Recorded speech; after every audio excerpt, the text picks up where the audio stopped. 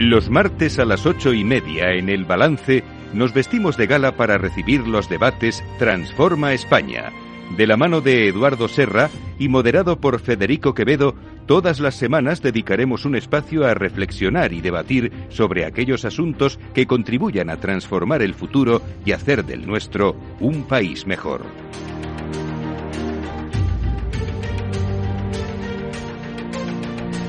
Eduardo Serra, buenas noches. Buenas noches, Federico.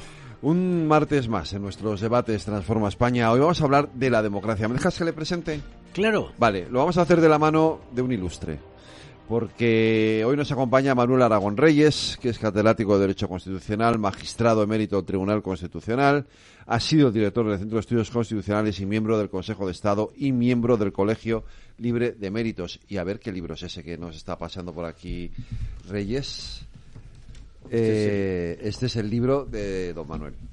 Bueno, don Manuel, de Francesc Garreras, Juan Díez Nicolás, Tomás Ramón Fernández, José Luis García Delgado, Emilio Lamo de Espinosa, que ya ha estado por aquí también, Araceli Mangas, Francisco Sosa Wagner, Gabriel Tortella. Democracia menguante. Desde lo que vamos a hablar hoy, vamos a hablar de la democracia y vamos a hablar de si realmente nuestra democracia, no digo que esté en peligro, pero que es verdad que tiene algunos, hay por ahí algunos pequeños cuestiones que no está en peligro, que nos hacen preocuparnos, ¿no? Sí. Digamos, de alguna manera. Pues como siempre, Eduardo. Sí, brevemente. Yo creo que España ha sido el último país de Europa Occidental en llegar a la democracia. Yo creo que eso se explica por nuestro turbulento siglo XIX, o si queremos época constitucional, pero al final llegamos el año 78 con una constitución, por primera vez, una constitución de todos, votada por el 98% en referéndum del pueblo español, y era una constitución con la que ya pensábamos que esto no tenía marcha atrás. En Europa Oriental no ha sido lo mismo, han tenido los pobres que soportar una dictadura hasta finales del siglo pasado, y todavía vemos algunos resabios que les quedan a países como Polonia o como Hungría, que se las tienen tiesas, como se dice, con la Unión Europea por esos déficits democráticos. Si hemos sido los últimos en llegar, estoy seguro que no seremos los primeros en abandonarla, pero yo sí creo que estamos degradando las instituciones democráticas, y así lo señalan los principales índices de democracia del mundo, el The Economist Intelligence Unit o el Freedom House. Y nosotros, aunque seguimos siendo democracias de las buenas, pero vamos bajando en los rankings. Entonces, el Colegio Libre de Méritos, coordinado un grupo de ilustres catedráticos coordinados por Manuel Aragón, ha escrito un libro que he disfrutado leyendo, que se llama Democracia menguante. Es decir, poco a poco, como cuando la luna va perdiendo segmentos, pues la democracia va perdiendo algunas características, y no querríamos que eso llegue a más. Yo creo que la democracia es un sistema con todos los defectos que se quiera. Churchill decía que era el peor sistema político con excepción de los demás, pero procura dos cosas. Primero, libertad para los ciudadanos, y segundo, responsabilidad en los gobiernos, para los gobiernos. Con ello, ese doble objetivo se amortigua esa eterna polémica entre los que gobiernan y los gobernados. Polémica que viene de hace miles de años, no se puede decir que sea de cientos de años. Yo querría hoy, con el profesor Aragón, el ver qué elementos ve él en peligro, o ve el libro en peligro de la democracia. Elecciones libres y periódicas y vigiladas, aquí las tenemos por las juntas electorales. Vemos el tener medios de comunicación independientes y libres, la separación de poderes legislativo, ejecutivo y sobre todo el judicial, Hay una cosa que no se suele subrayar mucho, y es que tanto el Poder Ejecutivo como el Legislativo lo ocupa la llamada clase política, mientras que el Poder Judicial, que no son 20 ni 350, sino que son miles de jueces, es un poder que no detenta la clase política y por tanto un poder cuya independencia hay que salvaguardar con rigor, yo creo que como esa separación de poderes, también un gobierno democrático debe respetar centros que pertenecen a no clase política, la Comisión Nacional del Mercado de Valores y de la Competencia, infinidades, el Centro de Investigaciones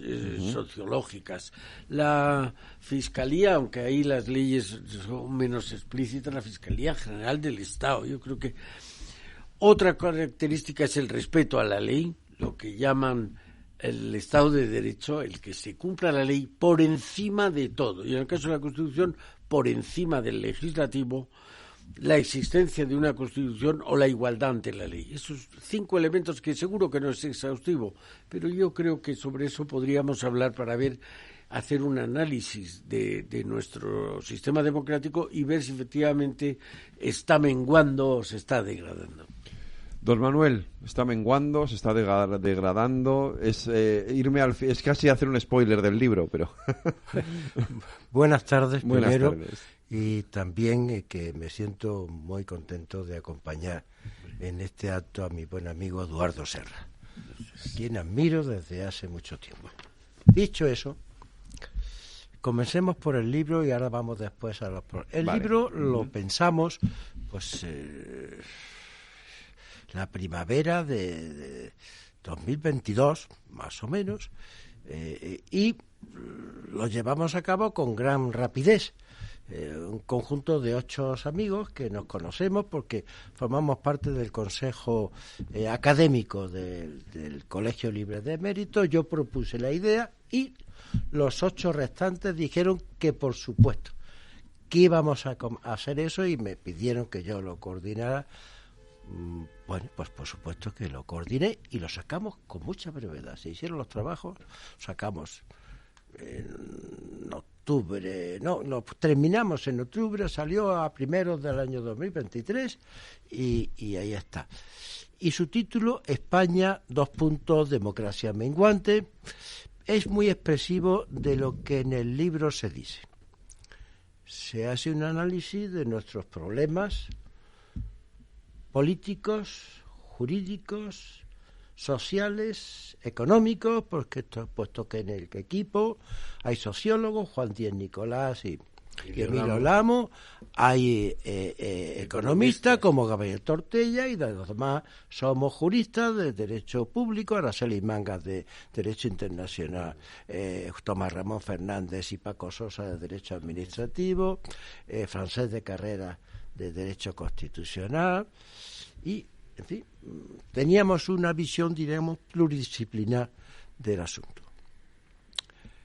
¿Cuál es lo que en ese libro hemos detectado? Y después les diré qué ha empeorado desde que el libro lo sacamos. En el libro detectábamos varios problemas. Algunos que vienen manifestándose desde hacía ya años, porque las cosas no surgen de la noche a la mañana. Las desgracias tampoco, salvo accidentes. Entonces, esos son inevitables. Eso es. Entonces, desde hacía tiempo se había experimentado en España un mal funcionamiento de los partidos políticos, la introducción de las primarias en lugar de fortalecer la democracia interna, lo que hizo es destruirla para dar lugar a un cesarismo democrático, una democracia plebiscitaria, que es todo lo contrario del tipo de democracia que nuestra Constitución ha previsto. Los partidos, los 2 grandes partidos sobre todo, intentaron, y de hecho en parte consiguieron, colonizar a muchas instituciones públicas que no están en el juego, no deben estar en el juego político. Y así se hizo durante muchos años el reparto por cuotas de los miembros del Consejo General del Poder Judicial, de los miembros del Tribunal Constitucional. De tal manera que era común en la prensa oír tal magistrado del tribunal o tal vocal del Consejo ha sido designado por el PSOE o por el PP. Es decir, los 3/5 necesarios en las cámaras para ello era una simple cobertura de decisiones libres que adoptaban respecto de la cuota que le correspondía cada uno de los partidos y que públicamente decían que no se pondrían vetos mutuos. Con lo cual, en el fondo, la cosa estaba muy perturbada. Y eso dotaba no necesariamente de una falta de independencia real a esas instituciones, pero sí de una apariencia de imparcialidad.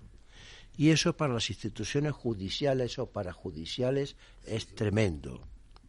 Es cierto que la judicatura ordinaria, encabezada por el Tribunal Supremo, ha estado más al margen de esto, pese a que los magistrados del Tribunal Supremo, los presidentes de los Tribunales Superiores de Justicia, eran designados por un consejo constituido por reparto de cuotas, pero no se había llegado a extremos.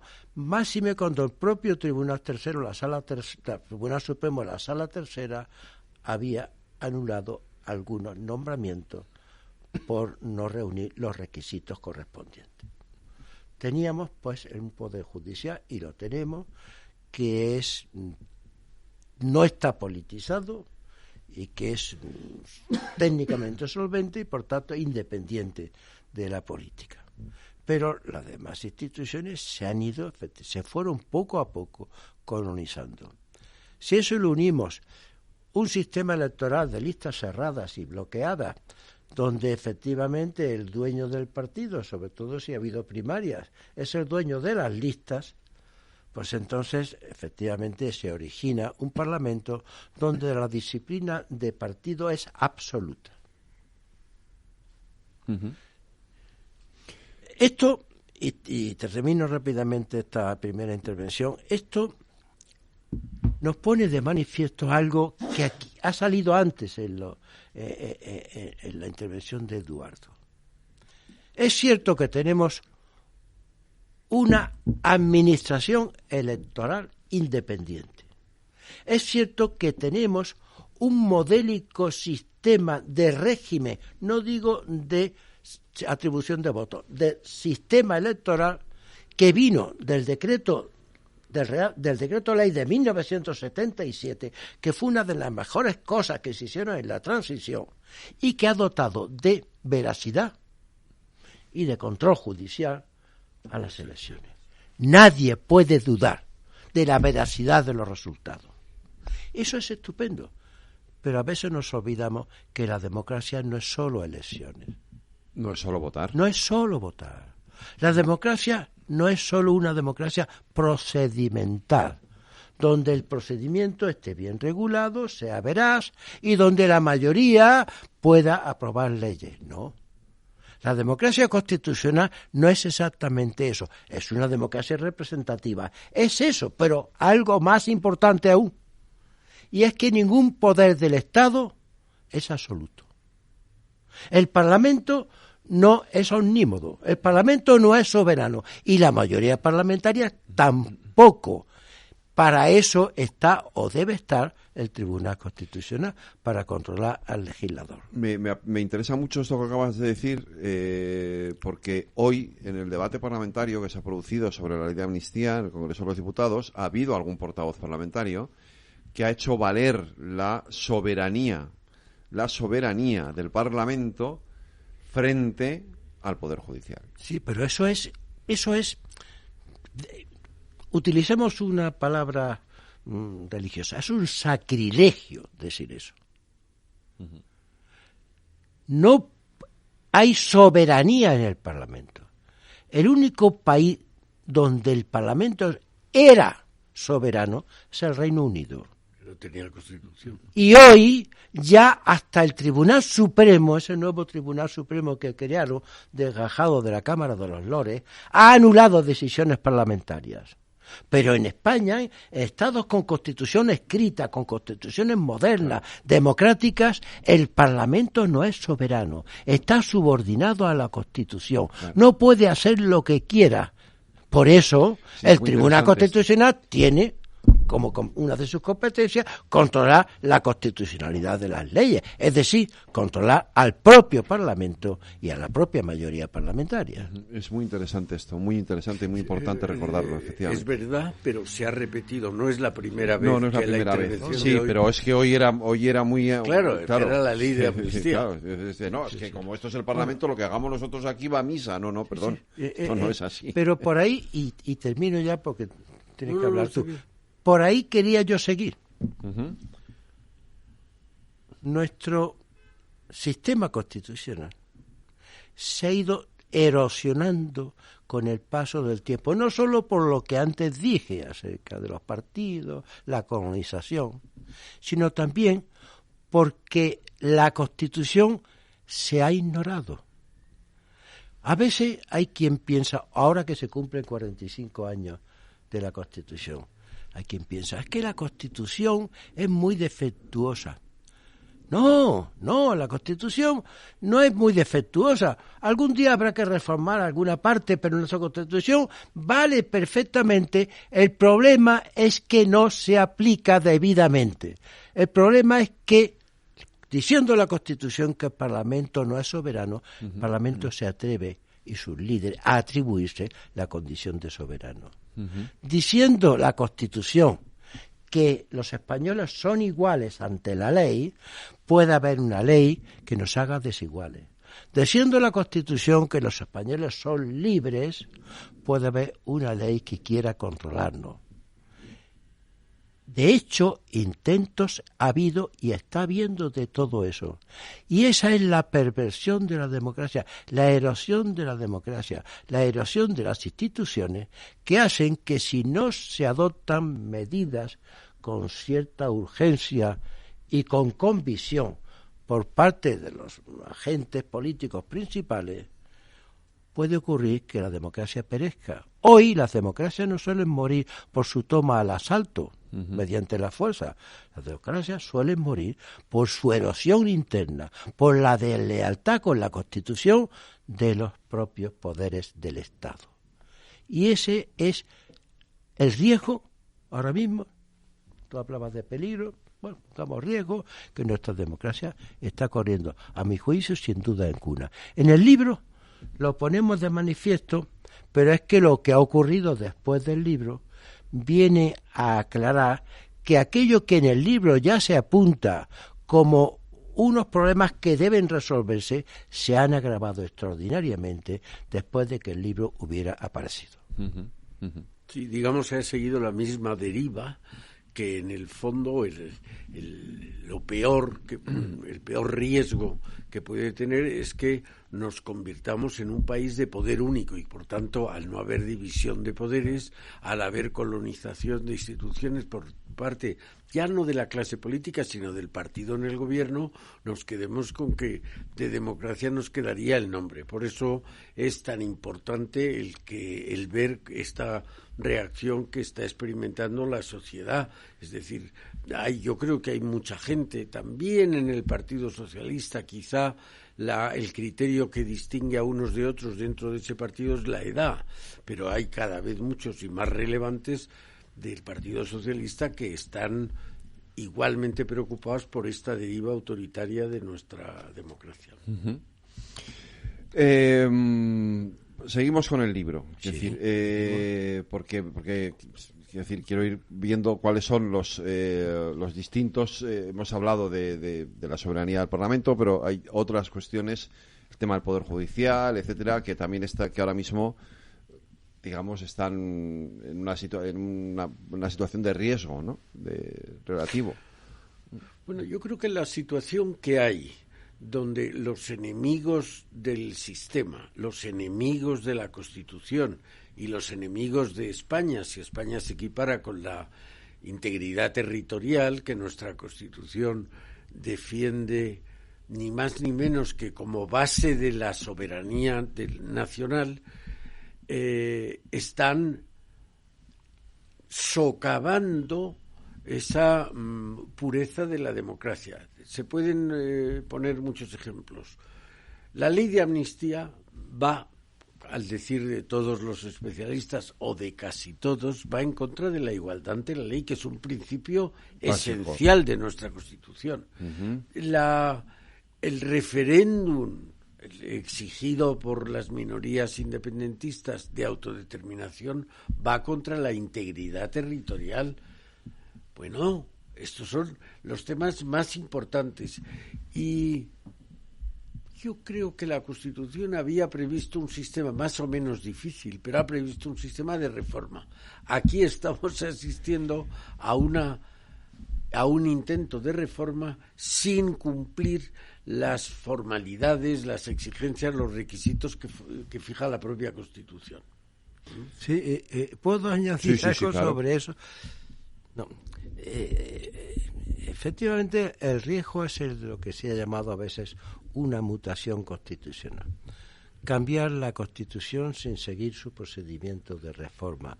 Por cierto, un jurista famosísimo, Hans Kelsen, decía que el golpe de Estado en sentido jurídico es eso: cambiar la Constitución sin seguir su procedimiento de reforma. Uh-huh. Pero es que hay incluso pretensiones de algunos partidos que ni siquiera cabrían, a mi juicio, reformando la Constitución. Uh-huh. Es decir, nosotros tenemos un sistema muy agravado, el 168, para reformar las partes nucleares de la Constitución.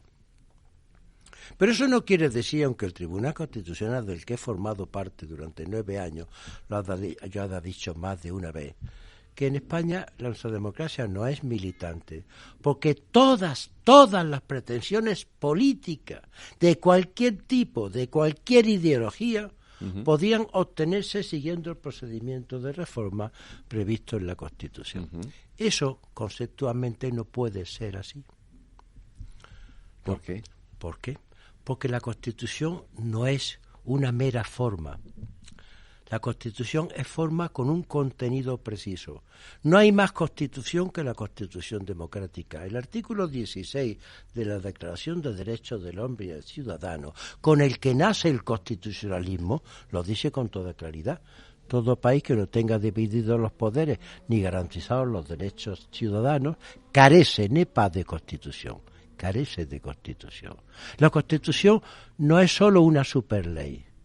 La Constitución es una superley que limita el poder en beneficio de la libertad, dividiéndolo, controlándolo y garantizando las libertades y la igualdad. Si eso no existe en el contenido de la Constitución, a eso no se le puede llamar Constitución. Cuando se reforma una Constitución es para mejorarla, para adaptarla, si queremos para cambiarla por otra. Lo que no puede ser es para destruirla.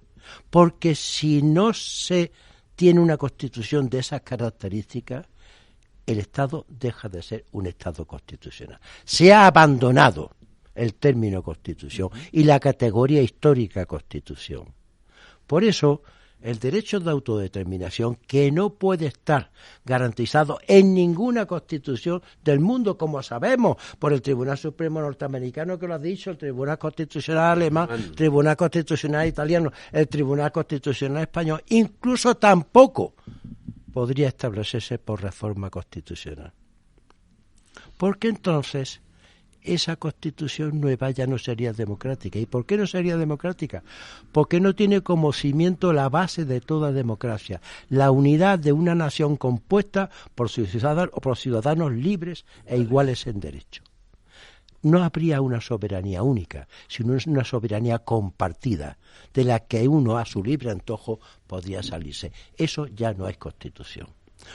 Por lo mismo, no es compatible con el Estado constitucional la Confederación, por lo mismo, ni el llamado Estado plurinacional, por lo mismo. El Tribunal Constitucional de la sentencia 31/2010, de que yo formé parte, lo dijo con mucha claridad. En sentido jurídico, para la Constitución no hay ni puede haber otra nación que la nación española. Y esto es lo que es importante subrayar. Que hay partidos antisistema no solo porque pretendan que la Constitución se modifique sin seguir su procedimiento de reforma, sino porque pretenden algo que ni siquiera siguiendo el procedimiento de reforma podría legítimamente obtenerse. Pero Estados Unidos, por ejemplo, es un Estado confederal. No, nunca, por Dios. Estados Unidos tuvo una confederación durante la guerra de independencia que duró 7 años porque no podían llevar una guerra con una especie de reunión internacional. Una confederación es un organismo internacional. En 1787 dijeron, no, vamos a hacer una federación. La Unión Europea es una confederación de Estados, tampoco. No, vale. La Unión Europea es una mezcla realmente curiosa. Pero bueno, sería lo más parecido. No, para nada. ¿Qué tiene que ver la Confederación Germánica o la Confederación de los Suiza. Artículos de la Confederación? Suiza es una federación desde 1873, aunque se siga llamando confederación. Una federación es aquel. Espera, Manuel, claro. Vamos a contar ahora la vuelta de la publicidad, sí, que la tenemos que hacer. No, pues. No, que me interesa esto, lo vamos a contar ahora. Sí. No, es que eso es que...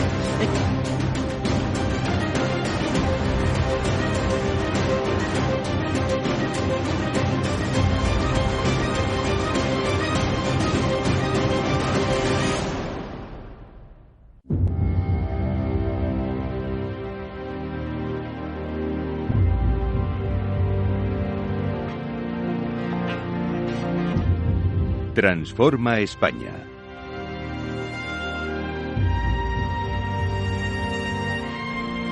Las 9 de la noche, 1 hora menos, en las Islas Canarias, en la sintonía de Capital Radio. Continuamos con nuestros debates Transforma España. Apasionante. Manuel, a ver, esta aclaración sobre lo que es una confederación, lo que es una federación, qué es lo que puede ser y lo que no. En pocas palabras, una federación es un Estado. Sí. Como tal, tiene un centro de poder. Vale. Que goza de todas las competencias que la Constitución le atribuye. Es un Estado. Una confederación es una conferencia internacional de Estados, es una agrupación internacional, donde cada Estado sigue siendo soberano y cada uno puede irse cuando quiera. En cambio, en el Estado federal hay un Estado, el Estado federal, y hay unos Estados miembros que están subordinados en todo, como aquí las comunidades autónomas, a las competencias y a la acción del Estado federal. España sería lo más parecido a un Estado federal. España es un Estado federal con rostro de Estado autonómico, se llama. Vamos a llamarle así. Ahora, una confederación es que en el mundo nunca ha existido. Existió en Estados Unidos en el siglo XVIII, en los primeros años de la guerra, y es como no. Y existió en Suiza hasta mediados del siglo XX. Pero es un instrumento no solamente ineficaz, sino contradictorio con la idea de Constitución y de Estado constitucional. Y precisamente por eso, llegando a la conclusión de eso, es decir, no se podría reformar la Constitución para crear o para convertir España o nuestro Estado en un Estado confederal, sería imposible. A mi juicio, teóricamente imposible. Digo, teóricamente imposible. Debía ser fácticamente imposible si hubiera un tribunal constitucional que anulara esa reforma. Pero teóricamente es imposible. Dejaríamos de ser un Estado constitucional. Hemos hablado de ese peligro. Las elecciones. Hemos dicho antes que España, es verdad que nuestro modelo electoral es el que es legítimo, es decir, no se puede poner en duda bajo ninguna circunstancia. Pero sí que hay mucho debate sobre nuestro sistema electoral. Eso sí. Y ahí sí que a veces tenemos la sensación, o podemos tener la sensación, de que habría que mejorarlo. Yo no sé si esto es... En el libro se dice algo de eso. Sí. Se apunta. ¿Y qué se dice? En el libro se apunta. No, en el libro no damos soluciones cerradas, ni hacemos un diagnóstico y apuntamos posibles soluciones. Lo que se dice en el libro es que, por un lado, no es coherente que el Congreso, la Cámara Baja, que es la que representa al pueblo español en su conjunto, a todos los ciudadanos españoles, se haya convertido con el paso del tiempo en una especie de cámara territorial, donde cada diputado vaya a defender los intereses de sus propios territorios. Eso es lo contrario de lo que se llama representación política. Porque el Senado no funciona como cámara de representación territorial. ¿Y por qué ocurre eso? ¿Y por qué ha habido siempre una sobrerepresentación del nacionalismo? Ocurre porque quizás no tenemos un sistema como el alemán, que es muy sabio. La barrera electoral para la Cámara Baja, para la Cámara de Representación Nacional, donde no están representados los territorios, las regiones, las ciudades, Teruel existe, sino las personas. Una barrera electoral en Alemania el 5%. Por ejemplo, a cambio en todo el conjunto. De todo un conjunto nacional. A cambio, tienen un Senado de representación de los estados. Bueno, pues es unas ideas que se apuntan en el libro. Y eso haría más difícil que pudiera haber pactos en los cuales partes muy pequeñas del cómputo total de la representación ejercieran un poder cuasi omnímodo sobre los sucesivos gobiernos de España. Pero no porque haya que establecer ninguna diferencia respecto de esos votantes, sino tratarlos por igual. A tratar a todos los votantes de España por igual. Y tratarlos por igual es evidente, es poner una barrera en el acceso a la representación del Congreso. No estamos inventando nada. Eso existe en otros estados federales, en Alemania, por ejemplo.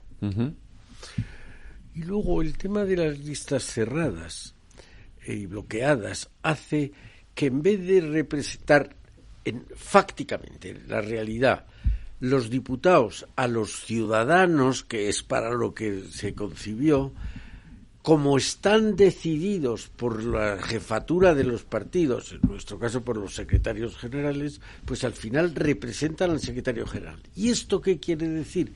Que de los tres poderes de los que hablaba Montesquieu, y que son el principio, la génesis del derecho constitucional, uno, el ejecutivo, ha fagocitado al otro, el legislativo.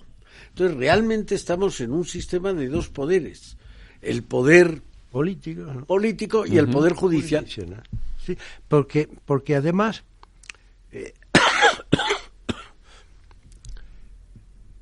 la Constitución prohíbe el mandato imperativo.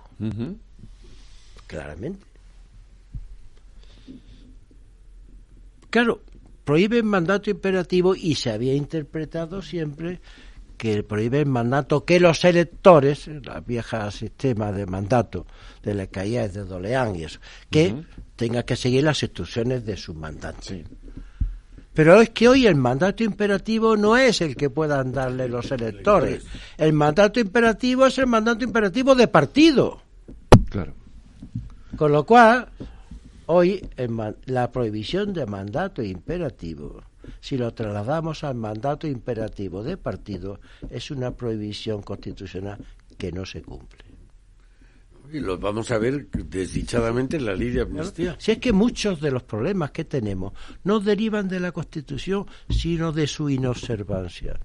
No derivan de la Constitución, sino de su intento de disolución a través de leyes o actos del poder que no están en consonancia con lo que la Constitución dispone.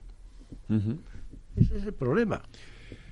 ¿Cómo tiene que decir, qué otros riesgos tiene? Hay un riesgo que a mí me afecta personalmente o me afecta como periodista. ¿Qué es? Los medios de comunicación. Sí. Fíjate que me voy a un hecho reciente, ¿no?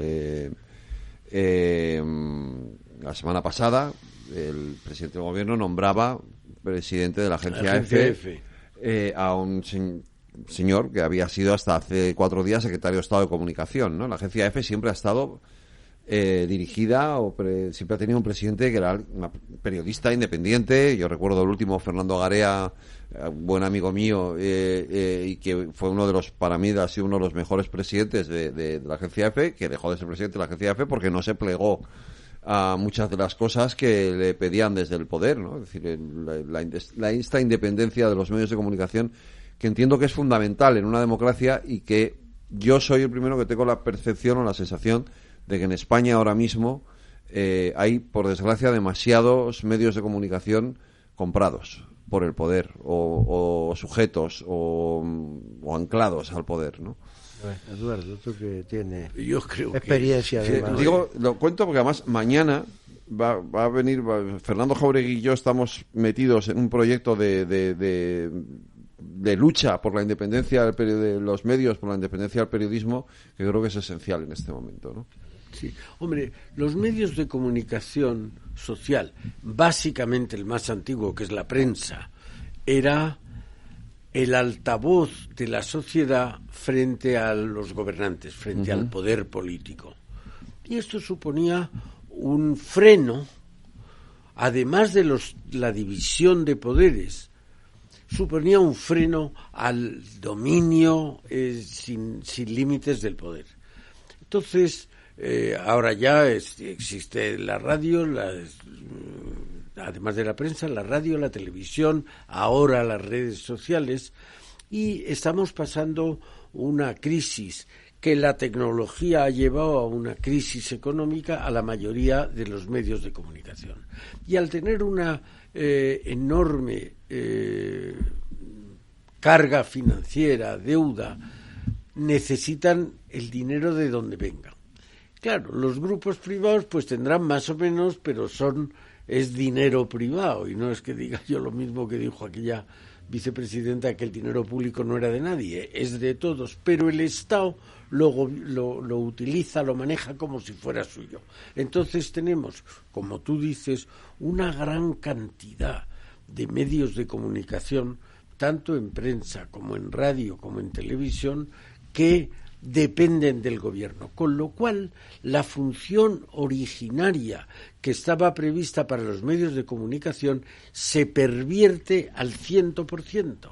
En vez de ser los altavoces de la sociedad frente al poder, son los altavoces del poder frente a la sociedad. Es decir, que van carcomiendo. Decía Ortega que el medio ambiente era una parte de la propia personalidad. Bueno, pues en la medida en que los medios de comunicación tienen la importancia que tienen y el poder puede manejar a los medios de comunicación o a determinados medios de comunicación, en esa medida se está perjudicando el sistema democrático. Bueno, después de lo que he dicho, yo puedo añadir poco. Una es que antes se llamaba con cierta frecuencia, ya la palabra esa ha dejado de estar de moda, a los medios de comunicación público el cuarto poder. Uh-huh. La división de poderes tiene por objeto pues limitar el poder del Estado, los tres poderes, ejecutivo, legislativo, y el cuarto poder, la prensa, como instrumento de control. Hoy asistimos a una situación que está bien descrita antes, de problemas financieros, que hace que unos medios estén subvencionados, vamos a llamar así, casi, por el dinero privado, que tiene al menos un control, porque las grandes empresas están sometidas a un fuerte control por parte de sus accionistas, sobre todo de los accionistas institucionales, y sobre todo si son extranjeros. Uh-huh. Y otras pues pueden caer en el dominio del gobierno.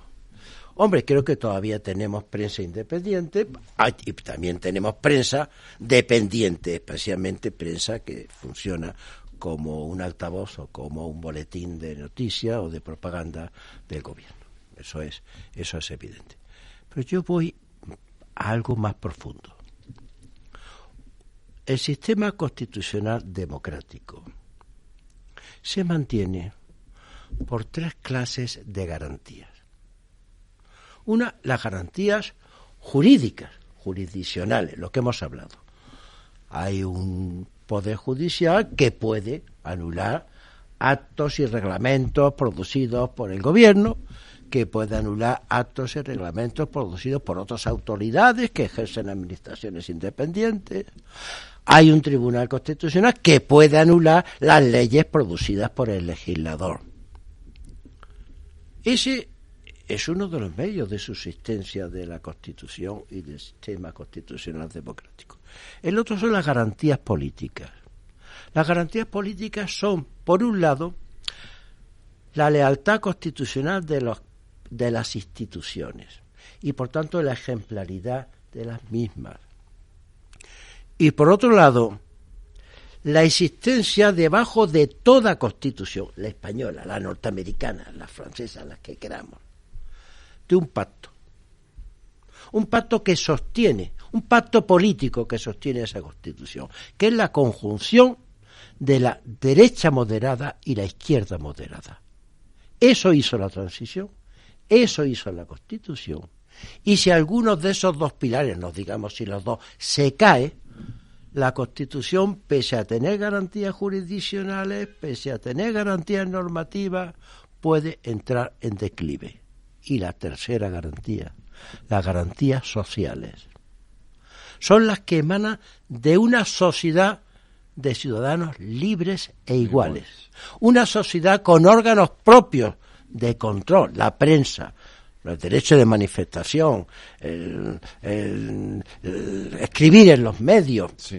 La libertad de expresión. Y esa, decía un sabio alemán del siglo pasado, siendo la más difusa, la más anómica, no está institucionalizada, esa es la garantía última y más fuerte de cualquier sistema constitucional. Porque si esa garantía decae y la sociedad se transforma en un grupo mayoritario que asume la servidumbre voluntaria, ni la garantía jurídica ni las garantías políticas son suficientes. Y esa puede ser uno de los riesgos que corremos hoy en España. Claro, porque además ahora mismo lo que está en riesgo son las garantías políticas y las jurídicas. Porque yo aquí lo he dicho ya en el programa más de una vez, es decir, la Constitución que se fundamenta, para mí, tú lo has dicho, en esos tres pilares básicos, que es la monarquía y los dos partidos moderados, claro. Hay uno de ellos que falla. Pues ese es nuestro drama. Hay una de las patas que ahora mismo... Ese es nuestro hay una de las drama patas que ahora mismo actual. está... No quiero decir tragedia, pero sí drama. Ese es nuestro drama actual. No, una de las patas no va... Sin ese consenso, la Constitución se cae. Es una Constitución que pero toda Constitución se cae. Claro. Sí, hay un... Porque entonces no hay consenso para elegir los titulares de los grandes órganos del Estado. No hay consenso en la política exterior. No hay, comienza a erosionarse el sistema. Yo creo que hay un par de comentarios para corroborar lo que está diciendo Manuel, y es, primero,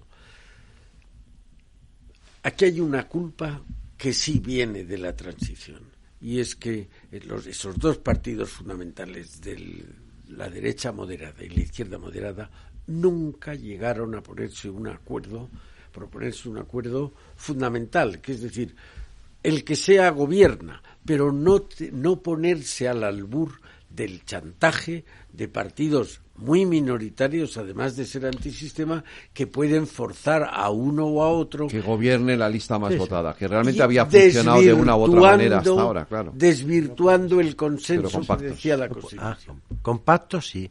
Que gobierne la lista más votada no es solución, porque entonces tendríamos gobiernos de minoría. Y un gobierno de minoría es lo contrario a la necesidad de estabilidad y eficacia que además en estos tiempos de globales y europeos tiene que tener cualquier gobierno. No. Ahora, que gobierne la lista más votada si significa que va a haber un pacto de legislatura o de coalición, si fuera necesario, con el otro gran partido, que es el otro apoyo, sí. Pero que gobierne la lista más votada sin que haya un gobierno estable, no. Nuestro sistema parlamentario es como el alemán, de ahí lo hemos traído, de censura, de moción de censura constructiva y no destructiva, y de investidura constructiva. Por eso no valen políticamente cualesquiera pactos de investidura. Sí, políticamente, porque puede haber un gobierno que se sienta constantemente coaccionado porque ha contraído pactos con partidos que son contrarios a la Constitución, a España, etcétera. Si es que no hemos comprendido que nuestro régimen parlamentario es el modelo alemán, es decir, y lo hemos traído de allí, un régimen de moción de censura constructiva y de investidura constructiva. Para que siempre hubiera un gobierno estable, ¿no? Yo creo que ese era el primer comentario. El segundo comentario es que yo creo que además de esa falta de pacto entre los dos partidos mayoritarios, moderados y de gobierno, el segundo comentario es que yo creo que no le hemos dado a nuestra Constitución, diría en lenguaje coloquial, no le hemos dado tuétano. Yo siempre pongo el mismo ejemplo. Cuando te casas, te miran bien la Iglesia o el Estado, que no haya vicios del consentimiento. Si tú dices que sí quieres casarte por error, por miedo, por violencia o por intimidación, no vale. ¿Y aquí qué pasa? Que si a un diputado dice que jura solemnemente acatar la Constitución con la República Catalana, pero mire usted me está tomando el pelo. Bueno, pero eso, Eduardo, eso es algo muy grave que está sucediendo. La primera vez que se añadió el reglamento de la Cámara, del Congreso y el del Senado igual, dice, el parlamentario responderá simplemente sí juro o sí prometo. Bien. Primer momento cuando llegaron al Congreso y al Congreso representantes de Herri Batasuna, en que se añadió por imperativo legal, los presidentes entonces del Congreso y del Senado, Félix Pons y Juan José Laborda, no dieron posesión de su cargo por no haber cumplido exactamente la fórmula de juramento promesa. Fueron al Tribunal Constitucional esos parlamentarios y en 2 sentencias el Tribunal dijo que, bueno, como todas las obligaciones jurídicas son por imperativo legal, ese añadido no desvirtuaba el sí juro o sí prometo. Pero, aclaró, no serían nunca constitucionales añadir frases que por su falta de claridad, pudieran poner en duda la fehaciencia del sí juro o sí prometo. Pues bien, en la última legislatura, la presidenta de la Cámara de entonces, cuando se hicieron esas promesas, juro por la República Catalana, juro por los pueblos indígenas y por todos los demás, que venía a contradecir absolutamente el acatamiento de la Constitución, ¿qué dijo? Frente a una llamada de atención que hizo el representante del PP. No, han adquirido válidamente la condición de diputado de acuerdo con la doctrina del Tribunal Constitucional. Eso era mentira. Y ahora el Tribunal Constitucional, que ha tenido la ocasión de entrar de lleno, ha eludido ese asunto en una reciente sentencia, cuando ese asunto era el problema principal que se le había planteado. Eso. Es que, por eso digo que lo que hay que es cumplir la Constitución, pero no incumplirla. Yo creo que ese es un elemento fundamental, el decir, también roza con eso lo que tú llamabas antes la lealtad constitucional. Oiga, yo soy leal, yo digo que le voy a hacer esto y lo hace uno. Si dices que lo haces y luego no lo haces, eres desleal. Y eso está pasando mucho, y desdichadamente desde hace tiempo con la Constitución. ¿Qué deberíamos hacer? Ay, por Dios. Bueno, algunos, no callarnos. Yo no me callo. Yo estoy...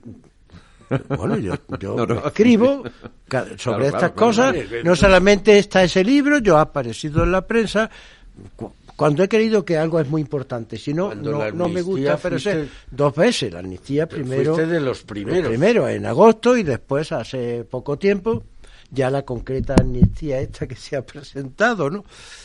Y en otras ocasiones. Algunos, no callarnos.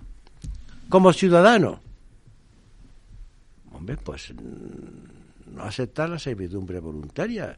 Es decir, somos libres e iguales y, por tanto, la garantía última del funcionamiento del sistema está en nosotros. Y tenemos los derechos de reunión, de manifestación y de libre expresión para formularlo. Para eso está, o debe estar, al menos alguna prensa que aún sea independiente. ¿Qué más podemos hacer? Pues tener esperanza en que las instituciones judiciales, tanto internas como externas, las instituciones europeas, puedan poner coto a determinados desmanes que se están produciendo. Pero lo que no debemos hacer nunca es dormirnos. Me voy a calzar un latinajo. Como soy profesor, hay un precioso axioma de derecho romano que dice: vigilantibus non durmientibus iura succurrum. Traducido: vigilando y no durmiéndose se defienden y protegen los derechos. Claro. Una sociedad despierta, vigilante de sus libertades. Eso es lo que necesitamos. Cuento una anécdota y ya termino. Lo malo de los profesores es eso. Le decía un día, según cuenta Bartolomé Cosío en su memoria, le decía un día don Joaquín Costa a don Francisco Ginés de los Ríos, hablando del problema de España. Don Joaquín, se hablaban de usted, eran íntimos amigos. Don Francisco, España lo que necesita es un hombre, el cirujano de hierro, ¿no? Un hombre que nos saque de esta postración. Y dice don Francisco: No, don Joaquín, no. España no necesita un hombre. España lo que necesita es un pueblo. Claro, pero yo le decía antes a Edu Castillo en el programa anterior, que me había preguntado por este tema de la amnistía, me decía, claro, ya lo hemos asumido como algo, lo hemos interiorizado como si fuera ya lo más normal y no pasa nada. Yo me quedo así y digo, bueno, cuidado. Relativamente. A lo mejor el hecho del perdón en sí, pues ya hemos dicho, bueno, esto es inevitable, va a pasar. Pero hay una cuestión que yo creo que a la mayoría de la gente sí le importa y sí le afecta, que es el tema de la igualdad ante la ley. El sentir que con esta ley se pierde uno de los principales derechos que se reconocen en la Constitución, que es la igualdad ante la ley. Y eso yo creo que la gente sí lo tiene muy metido en su cerebro. De hecho, gente como Manuel escriben, dicen su opinión sincera e independiente. Pero yo creo que es que hay muchos sectores de la vida nacional que están en la medida de sus posibilidades saliendo. Ejerciendo, sí. O sea, los cuerpos... La sociedad civil se ha movilizado con asociaciones de abogados del Estado, claro, asociaciones de los fiscales, asociaciones de jueces, todos han salido públicamente, la Sala de Gobierno del Tribunal Supremo, el Consejo General del Poder Judicial, se están enviando cartas a Europa, reclamaciones a Europa. Sí. Se está moviendo, digamos, el mundo profesional del derecho. Grandes despachos, grandes despachos, cosa asombrosa, ¿verdad? Sí. Se han puesto de acuerdo para emitir juicios muy críticos sobre eso. Sí, yo creo por que... eso digo que y es por esto, es porque dices, oye, que a mí al final que Menganito esté o no esté en la cárcel me da igual, que lo que me preocupa es que mi igualdad ante la ley está en peligro en este momento. Entonces, esto y luego también ha habido, está habiendo unas manifestaciones muy nutridas, muy mayoritarias en contra de determinadas medidas del gobierno. Esto ha existido más veces. Sí. Recuerdo cuando el asesinato de Miguel Ángel Blanco existió. Y pero hemos visto muchas después. Ahora yo es la primera vez que veo una reacción. Sí, pero es la primera vez que veo una reacción que no es exclusivamente de manifestación, que hay muchos otros derechos que se están utilizando para decir alto a esa determinada deriva autocrática de nuestra democracia. Pero insisto, yo entiendo que es por esto, porque no es un indulto, quiero decir, que es una arbitrariedad del gobierno que tiene esa prerrogativa. No es un indulto, es poner en riesgo, poner de una manera evidente, un principio básico de cualquier Estado de Derecho, que es la igualdad ante la ley. Pero hay algo más, que a lo mejor no les llega a la gente. Claro, que esa es la parte que no llega. La parte peor de esto no es solo esa, que ya es mala, sino que significa dar la vuelta a la legitimidad. Claro. Es decir, de cierto modo, se dice que los que delinquieron los jueces hicieron algo justo, y los que les condenaron lícitamente aplicando la ley y los procesos y la Constitución hicieron algo injusto. Deslegitimar a las instituciones democráticas que repelieron aquel golpe, a su majestad el rey, que salió el 3 de octubre para llamar la atención sobre lo mismo. De esa manera, yo creo que es una de las cosas más graves que han sucedido en los 45 años últimos de la Constitución al propio española. Partido Socialista, que en su día apoyó el artículo 155 de la Constitución. Y a los propios dirigentes socialistas que antes del 23 de julio decían que la amnistía era inconstitucional. Eso es, efectivamente. O sea, además, con un énfasis... Es que yo creo que esta pretensión de engañar a todos al mismo tiempo algún día tendrá que estallar. Yo creo que algún día estallará. Pues Eduardo Serra, Manuel Aragón Reyes, muchísimas gracias. Ha sido un verdadero placer, ha sido apasionante el debate de todas formas, España de hoy. Muchísimas gracias. De nada. Muchas gracias. Cuidaros.